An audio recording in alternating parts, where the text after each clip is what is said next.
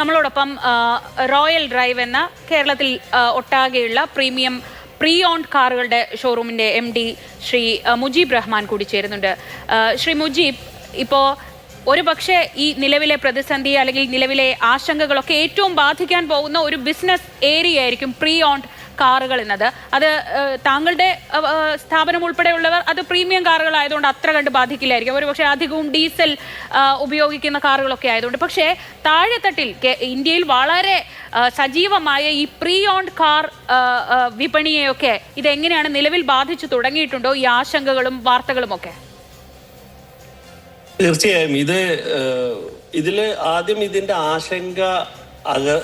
ആശങ്ക ഇല്ലാതാക്കേണ്ട ഉത്തരവാദിത്വം കൂടി നമുക്കുണ്ട് എന്നാണ് എൻ്റെ ഒരു അഭിപ്രായം. കാരണം ഇതില് തീർച്ചയായിട്ടും എല്ലാ എഫക്റ്റുകൾക്കും ഒരു സൈഡ് എഫക്റ്റ് ഉണ്ടാവും. ഇപ്പൊ എൻ്റെ മുന്നേ സംസാരിച്ച എല്ലാവരും അതിനെക്കുറിച്ച് വളരെ വിശദമായി സംസാരിച്ചു. പക്ഷെ എൻ്റെ യൂസർ ആരാണ്, അവർക്ക് എന്ത് ബുദ്ധിമുട്ട് എന്നുള്ളിടത്ത് ചർച്ച വന്ന് അതിനുള്ളൊരു പരിഹാരവും സ്ട്രാറ്റജിയും ഉണ്ടാക്കുന്നിടത്താണ് ഇതിൻ്റെ യഥാർത്ഥത്തിലുള്ള പോംവഴി. എന്ത് പുതിയ കാര്യങ്ങൾ ഇപ്പൊ ഇവിടെ നമ്മളുടെ പെട്രോളുകളിൽ വന്ന മാറ്റം ഇത് ആദ്യമായിട്ടല്ല, പല സമയങ്ങളിൽ വന്നിട്ടുണ്ട്.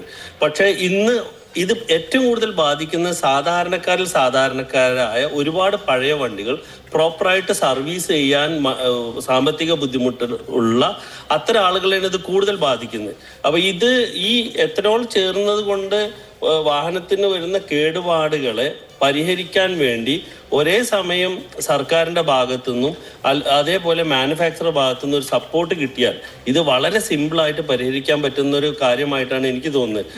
പല കമ്പോണന്റും സർവീസ് ഇവർക്ക് മാനുഫാക്ചർക്ക് വാഹനം തിരിച്ചു വിളിച്ചുകൊണ്ട് ആ പാർട്സ് ഏതാണെന്ന് അവർക്കാണ് യഥാർത്ഥത്തിൽ അറിയുള്ളൂ. അത്തരം പാർട്സുകളെ മാറ്റി പുതിയ പാർട്സുകൾ നൽകുകയും അതേപോലെ ഈ എത്തനോൾ ചേർക്കുന്നത് കൊണ്ട് ഒരു പ്രൈസിലുള്ള ഡ്രോപ്പ് ഇതിന് എൻഡ് യൂസർക്ക് ലഭിക്കുകയും ചെയ്താൽ ഈ രണ്ട് ഭാഗം ക്ലിയർ ആക്കുന്നതോടുകൂടി ഈ വിഷയങ്ങൾക്ക് ഒരു ചെറിയ രീതിയിലെങ്കിലും പരിഹാരമാകുമെന്നാണ് എൻ്റെ ഒരു വിശ്വാസം.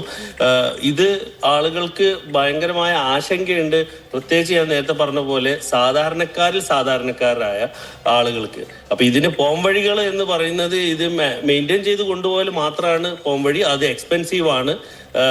ആ എക്സ്പെൻസുകളെ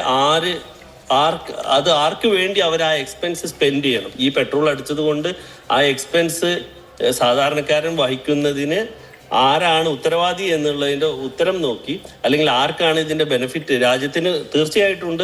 അപ്പോൾ രാജ്യത്തിന് ബെനിഫിറ്റ് കിട്ടുന്നതോടുകൂടി ഇവിടുത്തെ പൗരന്മാർക്കും അത് ഷെയർ ചെയ്യുന്ന അവസ്ഥയിൽ പെട്രോളിൻ്റെ വില കുറയ്ക്കുകയും മാനുഫാക്ചേഴ്സിനെ കൊണ്ട് ഇത് കാരണം ബുദ്ധിമുട്ട് വരുന്ന പാർട്സുകളെ റീപ്ലേസ് ചെയ്ത് പകരം ഇതിന് അഡാപ്റ്റീവ് ആയിട്ടുള്ള പാർട്സുകളെ കൊടുക്കാനുള്ള ഒരു സംവിധാനം കൊണ്ടുവന്നാൽ വളരെ നന്നായിരിക്കും എന്നാണ് എൻ്റെ ഒരു അഭിപ്രായം. തീർച്ചയായും വളരെ ക്രിയാത്മകമായ ഒരു നിർദ്ദേശമാണത്. നമുക്കൊരു